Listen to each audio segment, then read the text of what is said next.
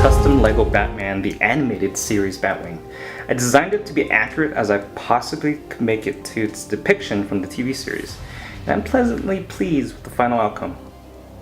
I really want to use the trans clear version of the windscreen, but the accompanying slopes just right behind on either side weren't available in the same color. I feel like it's important that these match since they're used for representing the entire glass area of the cockpit. And as such, I was limited by the colors that are available and ended up resorting to the trans dark blue. The windscreen was then used as a reference point for framing and sizing of the rest of the vehicle. The nose of the vehicle has an inward curving on both sides that give it a narrowing look just like the actual aircraft. I originally had a much different design that I didn't like as much, and I'm pretty happy how this new kind of variant turned out. The front vents are represented by these hinged plates that are surrounded by some curved slope pieces that give it a nice transition towards the windscreen. I'm not even sure what these details are supposed to represent on the top here. Maybe they're compartmental areas for circuitry or mechanical detail, but I knew that in order to stay faithful to the actual aircraft, I had to include them. Whatever it is, I definitely think it adds a touch of detail that would otherwise make the aircraft very plain looking if left omitted. I made sure that the pointed details in the rear here lined up with those compartmental areas when viewed, especially from above.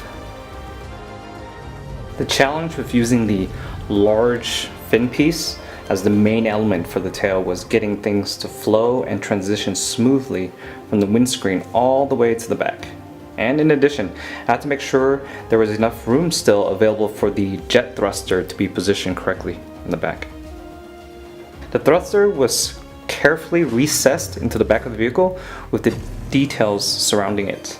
I also want to make sure that there was a realistic angle from the tip of the tail towards the front of the thruster inlet, and all this was in the back of my mind during my building session, while also making sure that the craft's profile was thin as possible to give it that really smooth and aggressive appearance.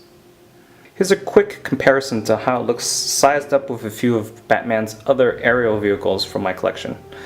It's much larger than the other vehicles, but not too much wider, actually approximately the same as the Arkham Origins Batwing.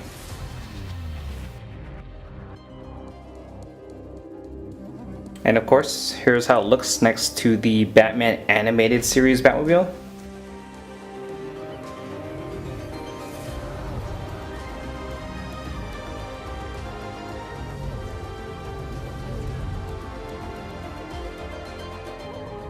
And of course, the man himself fits in comfortably.